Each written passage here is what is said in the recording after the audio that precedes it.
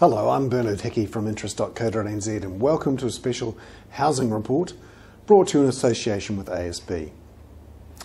We thought we'd have a look at the differences between house price trends in New Zealand and the United States, just to give an idea of what's happening here and whether or not our market will follow the big fall seen in the United States. Now here's a chart which shows US prices and New Zealand prices in the same time series. So US prices have dropped around about 20% from their peak at the end of 2006, whereas New Zealand house prices have dropped around 5 to 8% from their peaks at the end of last year. Many people say there's lots of differences between the US market and the New Zealand market that mean US house prices have fallen much further and faster than New Zealand house prices. They point to big oversupplies of new houses. Literally in many places in the United States, you can drive out to a suburb and there are dozens of houses already built, ready to live in, but no one in there. That's because there's been oversupply of new houses on the market. Also, in about half of the states in the United States, many people have what they call non-recourse loans. That means if they can't make the payments on the mortgage, they can send the keys back to the bank. The bank then owns the house and you can walk away from the house without any debt. In New Zealand, of course, we have a direct relationship with the bank, which means even if we sent the keys back and walked away from the house, the bank still has us. We still have to pay the bank back the money. The relationship is a personal one. The debt's linked to us personally, not to the house directly. There's just a security over the house in the form of a mortgage.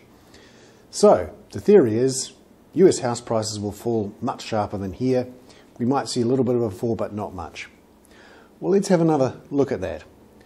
What happens when you advance the chart by 16 months? Very interesting. It shows that the price trends in the United States and New Zealand are almost identical for the last 8 years. Essentially, we've risen at the same rate, and you would argue we're about to fall at the same rate.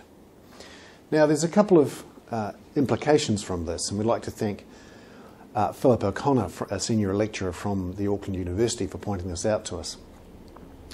If you carry this through and New Zealand house prices follow the same trend down as US house prices, then the New Zealand median price would drop to about $281,500. Currently it's at $330,000, down from a peak in November last year of $352,000.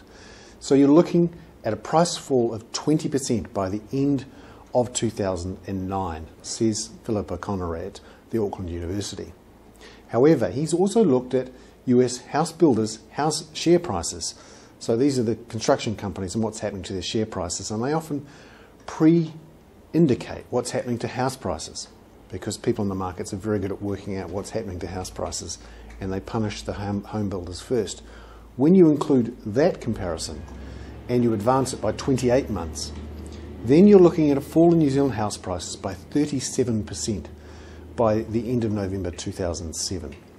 Now, a lot of people say, well, New Zealand house prices aren't linked to US house prices simply because we don't have that supply problem. It's true, we haven't been building lots of new houses in the last few years, unlike in the United States.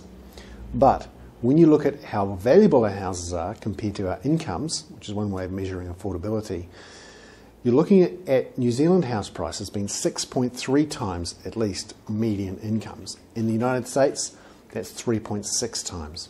So what does this say? Sure, we don't have as much supply, but our houses were more overvalued than they were in the United States to start with. And therefore our houses could fall in price just as much as the US prices did.